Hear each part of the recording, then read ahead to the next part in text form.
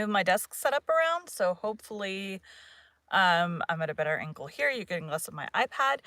Two, I think it'll help the buzzing that I've been getting because I moved the I think it's my phone being on live causing the buzzing because it doesn't happen normally unless I have like a call come in or a text come in or something and then it happens. So I think it's the live that's been causing it. So I moved this basically as far away from my mic as I could. And two, I think I scratched my eyeball when I was taking out my contacts last night. So it was like an immediate, like when I pulled it out, it hurt. So I'm pretty sure I just scratched it. How? I don't know. My nails are super short. So who knows? Anyways, we're going to do this thing. I didn't move my mic stand. I bumped it, but I measured to make sure that I'm back where I'm supposed to be. I don't know. Anyways, get this going. This is too close to my face. I'm trying to there we go. The iPad, I like it close, but I like to be able to see the whole thing clearly. Okay. Today we'll be continuing Adventures of Huckleberry Finn by Mark Twain. Need to start with the chapter number. And also, hold on. It needs to go the other way. I'm trying to figure out how to, if I have to stand here, I want the iPad to be like straight in front. There we go. I think it's like, it's all a like play with it and figure it out. It's not quite straight.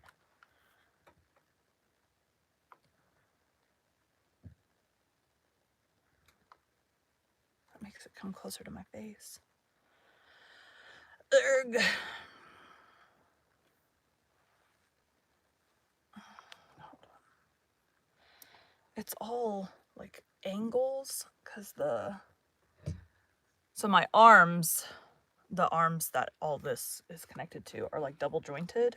So it has a joint at the where it's connected to my stand, and it has a joint in the middle, and then this particular one has like an extra like twisty part on the thing. So okay, we're going with that.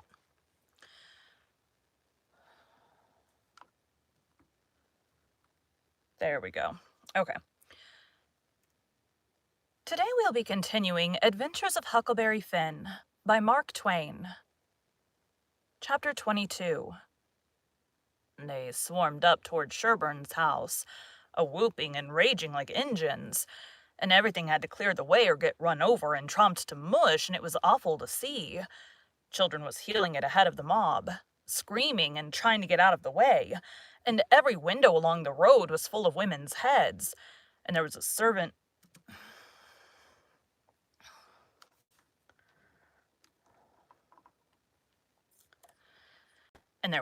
boys in every tree, and bucks and winches looking over every fence. And as soon as the mob would get nearly to them, they would break and scuttle back out of reach. Lots of the women and girls was crying and taking on, scared most to death. They swarmed up in front of Sherburne's palings as thick as they could jam together, and you couldn't hear yourself think for the noise. It was a little 20-foot yard. Some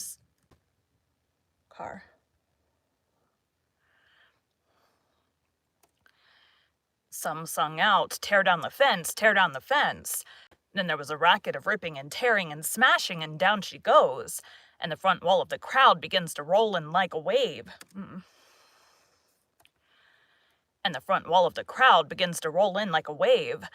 Just then Sherburne steps out onto the roof of his little front porch with a double-barrel gun in his hand, and takes his stand, perfectly calm and deliberate, not saying a word. The racket stops and the wave sucked back. Sherburne never said a word, just stood there looking down. The stillness was awful creepy and uncomfortable. Sherburne run his eye slow along the crowd, and wherever it struck, the people tried a little to outgaze him. But they couldn't. They dropped their eyes and looked sneaky. Then pretty soon Sherburne sort of laughed. not the pleasant kind, but the kind that makes you feel like when you're eating bread that's got sand in it. I am going to, first off, chair's wheels are in the way. I'm going to move the mic back a little bit because I can't get this. Let me move it forward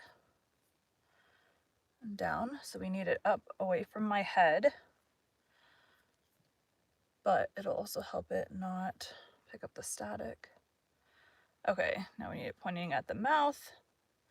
I always use the ruler for any who haven't seen my videos before.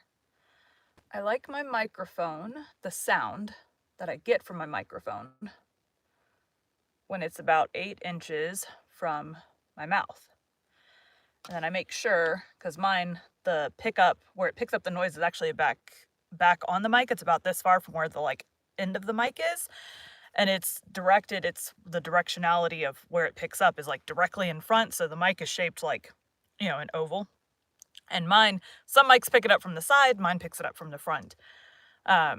So it's a lot of positioning, and then I make sure that it's the right distance. I spent probably an hour making sure that I knew what part of the mic is supposed to be pointing at me, for one, and also the distance from my mouth that sounds the best. So from where in the microphone it actually picks up the noise, it's about 8 inches distance, which is probably a good 4 inches from the very end of the mic. It's a very long mic.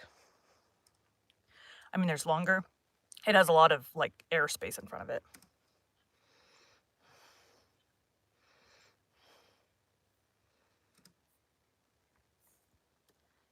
Oops.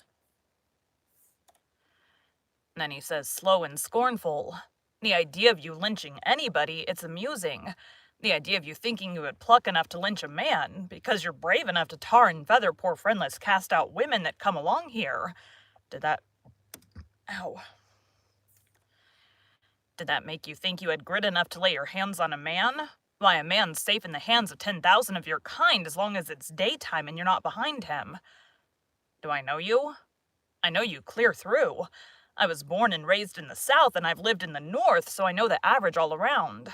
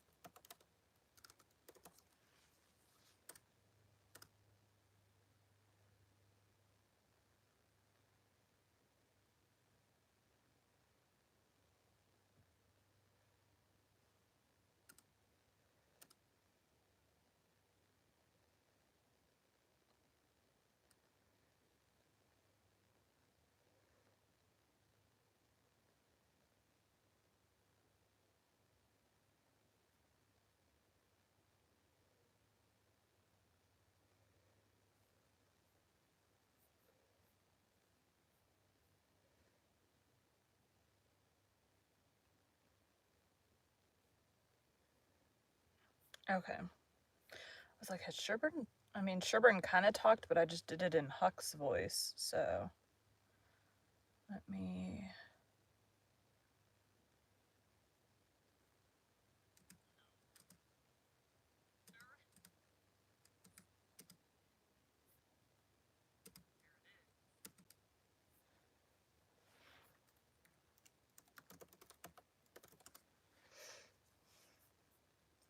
That needs to be in the character's voice is the issue that I'm having here. Okay.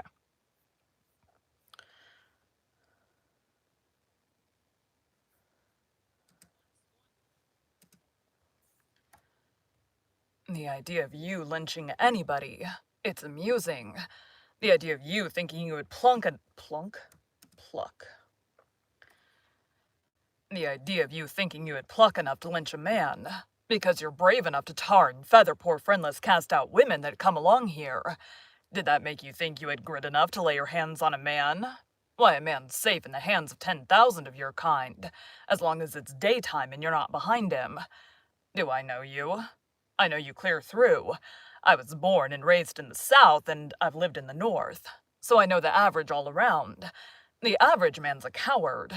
In the North, he lets anybody walk over him that wants to, and goes home and prays for a humble spirit to bear it. In the South, one man all by himself has stopped a stage full of men in the daytime and robbed the lot. Your newspapers call you a brave people so much that you think you are braver than any people. Your newspapers call you a brave people so much that you think you are braver than any other people, whereas you're just as brave, and no braver. Why don't your juries hang murderers? Because they're afraid the man's friends will shoot them in the back, in the dark, and it's just what they would do. So that they always acquit. And then a man goes in the night with 100 masked cowards at his back and lynches the rascal. Your mistake is that you didn't bring a man with you. That's one mistake. And the other is that you didn't come in the dark and fetch your masks. You brought part of a man, Buck Harkness, there. And you hadn't had him to start you, you'd take...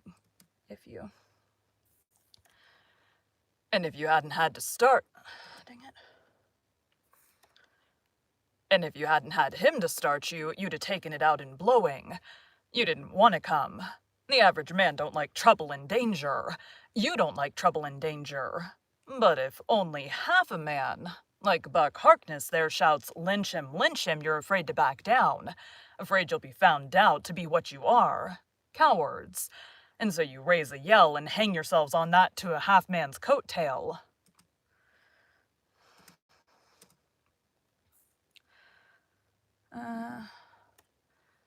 And so you raise a yell and hang yourselves onto that half-a-man's coat-tail and come raging up here swearing what big things you're going to do. The pitifulest thing out is a mob. That's what an army is. A mob.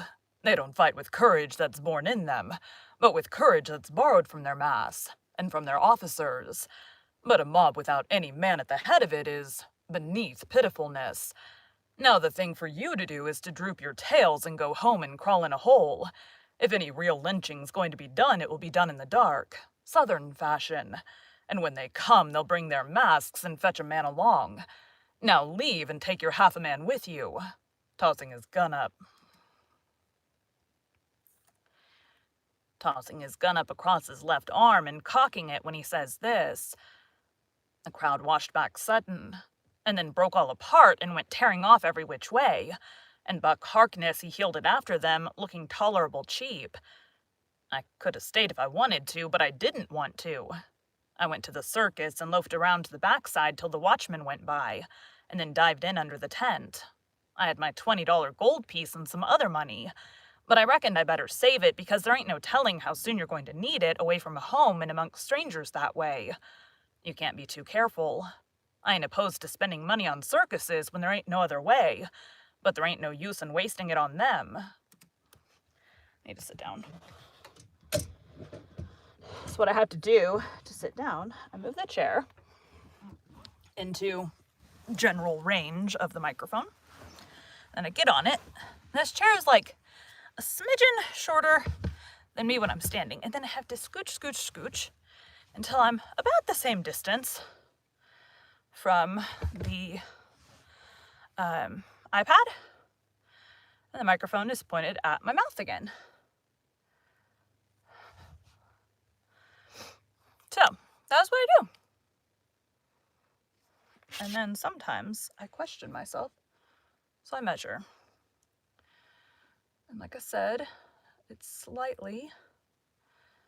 I'm slightly shorter than I am standing. There we go. It was a real bully circus. It was the splendidest sight that ever was. It was the splendidest sight that ever was when they all come riding in, two and two, a gentleman and lady, side by side. The men just in their drawers and undershirts, and no shoes nor stirrups, and resting their hands on their thighs, easy and comfortable. There must have been 20 of them, and every lady with a lovely complexion and perfectly beautiful, and looking just like a gang of real sure enough queens and dressed in clothes that cost millions of dollars.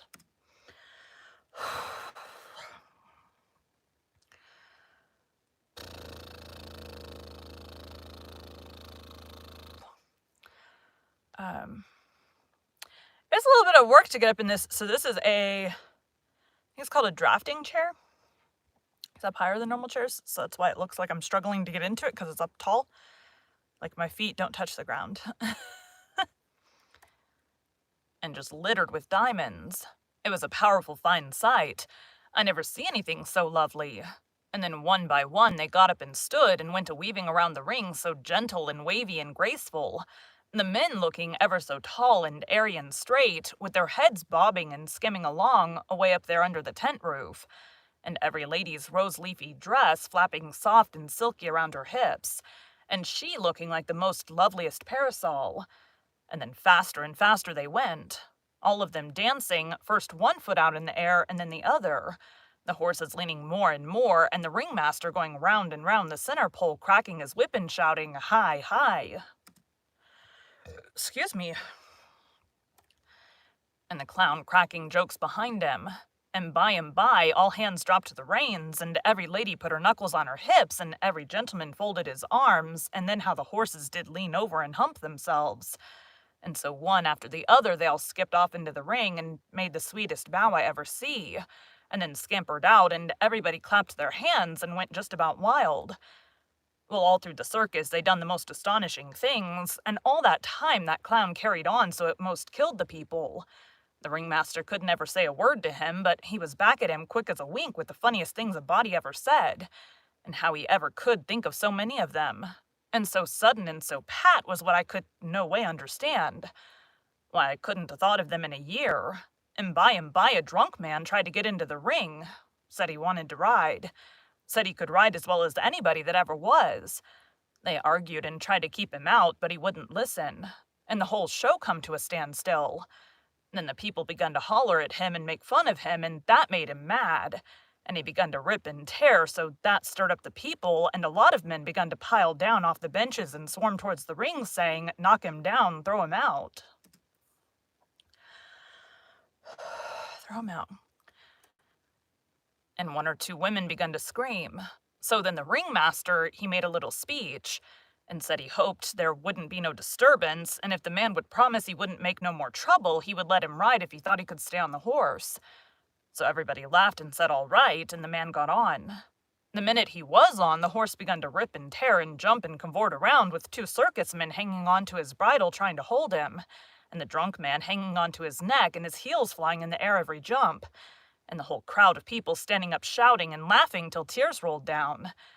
And at last, sure enough, all the circus men could do, the horse broke loose, and away he went like the very nation, round and round the ring, with that sot lying down on him and hanging on to his neck, with first one leg hanging most to the ground on one side, and then the other one on the other side, and the people just crazy. It weren't funny to me, though. I was all of a tremble to see his danger. But pretty soon he struggled up a straddle and grabbed the bridle, a-reeling this way and that, and the next minute he sprung up and dropped the bridle and stood.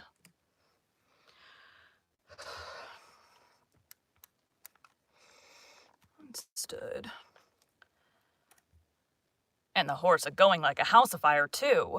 He just stood up there, sailing around as easy and comfortable as if he weren't ever drunk in his life, and then he begun to pull off his clothes and sling them.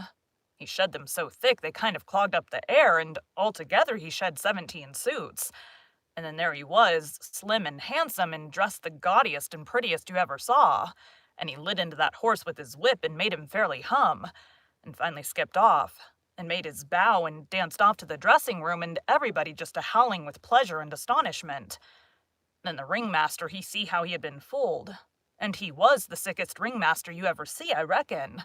Why, it was one of his own men. He had got up that joke all out of his own head and never let on to nobody. Well, I felt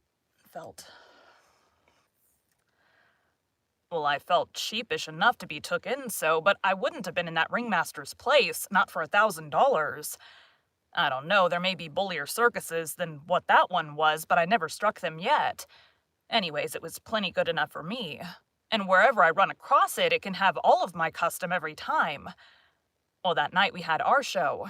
But there weren't only about 12 people there, just enough to pay expenses. And they laughed all the time, and that made the Duke mad, and everybody left anyway before the show was over. But one boy which was asleep. So the Duke said these Arkansas lunkheads couldn't come up to Shakespeare. What they wanted was low comedy, and maybe something rather worse than low comedy, he reckoned. He said he could size their style. So next morning he got some big sheets of wrapping paper and some black paint and drawed off some handbills and stuck them up all over the village. The bills said, "Dude, I don't know what the deal is. I narrate for hours and I don't have any trouble breathing in the afternoon. I don't know what the deal is in the morning. I'm noticing some of my squares. Actually, they are pretty stuck onto the wall. I need to go through here. I got a spray adhesive. I bought Velcro, it was like rolls of Velcro that was supposed to be like super, super sticky. It was not super, super sticky for foam. So I had to buy a specific like spray adhesive to stick I still want to use the Velcro because if we ever do move, I want to be able to pull these down without damaging all the sheetrock. So I bought like a spray adhesive so I can adhere the foam to the back of the Velcro. At the courthouse for 3 nights only, the world-renowned tragedians, David Garrick the Younger and Edmund Kean the Elder of the London and Continental theaters in their thrilling tragedy of the King's Camelopard.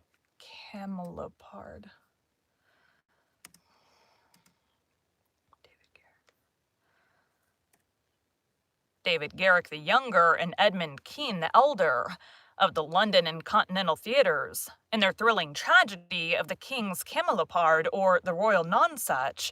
Admission 50 cents. Then at the bottom,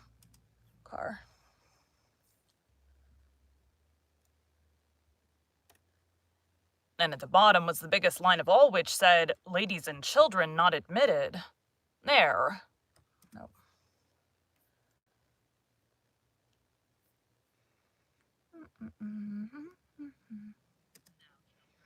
Now, children.